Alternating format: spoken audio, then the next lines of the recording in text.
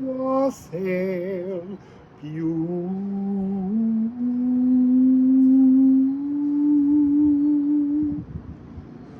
people. So, long time no see, because Spirit said you have to rest, and I had to rest and get the worst. That backache was pain, ancient, really old pain coming out, and it was terrible. It hurt so much. It's gone, and that's a beautiful thing. I've left Wales because I've been told I have to go to Cornwall, to the Lizard Peninsula. Well, not quite, but the worrying thing for me is it was meant to be quite warm, and I don't have enough money to book anywhere, so I was going to sleep rough for a few days to do this. It was a heat wave when I was in Birmingham all day waiting for the bus, and I got an overnight bus so that I could sleep on the bus, but that didn't happen. And so now I'm at another bus stop. It's where you can't go inside. Luckily my suitcase is here, so I was able to put some woolly things on. And I'm going to have to do it in two parts, I guess. There's a prophecy that I'm being tuned into. It's been a long process. Part of it was even the trip through Morocco, all of those giants. So this prophecy is to do with what we call Agartha, the inner earth void.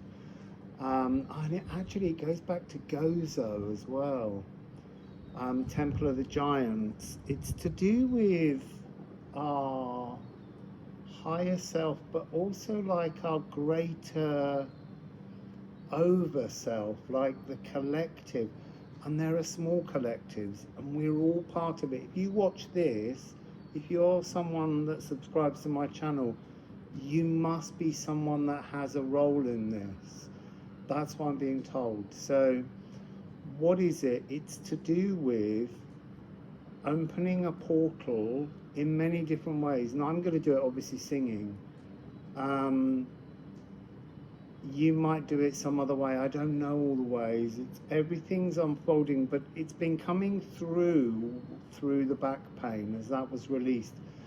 And it's to do with, do you remember in Gozo at the Temple of Giants, we learnt about these beings that came through and they got caught in with bacteria, and then they got quarantined. The quarantine ended, but they can't get out from where they are, and they seem to be fragments of our oversoul, I believe. I don't fully know. I'm hoping that when I get, because the nearer I got from Birmingham towards Cornwall, every time I tried to go to sleep, more stuff was being thrown through my mind, and it was like being in a kind of other realm soup. And there's so much to explain. I want to explain just now while I'm here one of the early parts, because I don't know that I'll get it all done now. I really need to sleep and hope that some of you can send me some money so that I can actually book a room when I get to Falmouth at 8:30, because otherwise you see, and this has all been part of the risk of the anxiety that's come over me since setting off, because I was like, Spirit, I've got nothing, I can't even buy food, and Spirit's like, just go with it, just go with it, trust. And I'm like, I've never been this anxious. I even called for protection. I never wear protection because I feel protected just by being here, but I feel really vulnerable doing this. So 11/99/55, this came through about 6 weeks ago, and I was all ready to do the video until the back thing, and then all the other energies that started to swirl around me to do with fear of rejection. That's a really ancient wound that I faced. I got rejected and I wasn't bothered. We just say, yeah, so what? And that was a learning curve. That was a beautiful thing. So 11, Aquarius, 99, which is Mary the Jewess, Mary the Alchemist, and then 55, which is magical materializations. What is this to do with? So double numbers, I'm being told, are not just power numbers, as I always call them, but they're spirit power numbers or spirit numbers. And there's something to do with doubles being with your higher self, trebles and further on being to do with oversoul, hive mind frequencies. So this Aquarius through to Mary the Jewess is like taking in all the double digits, all of them. And if you actually add 11 and 99, you get 110. And then they said half it, because they kept showing me Hercules pushing the great pillars. Also, I kept seeing the pillars behind the High Priestess.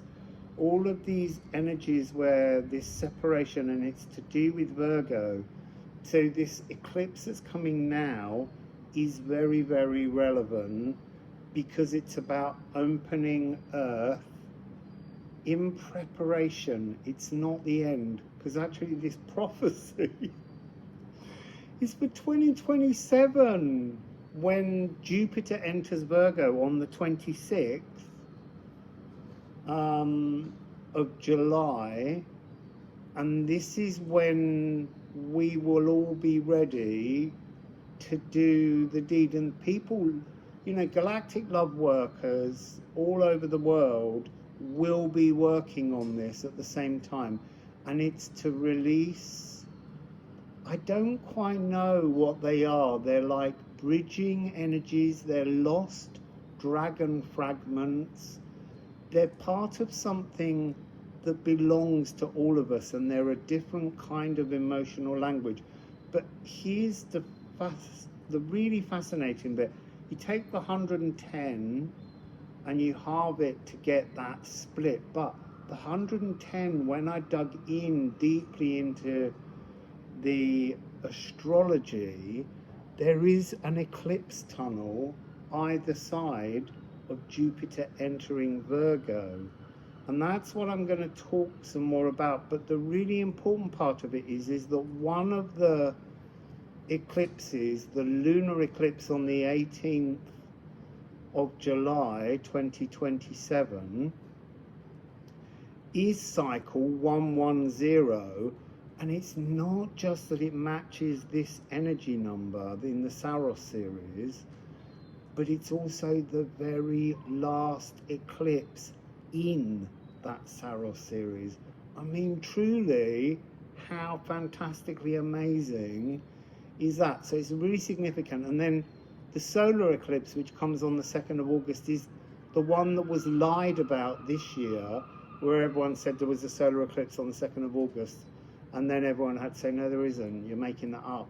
But that was this call, this fanfare of the importance of this eclipse tunnel, 18th of July 2027, plus the actual movement of Jupiter into Virgo is on the 13 moon Mayan galactic calendar's New Year's Day, because the 25th is the day out of time.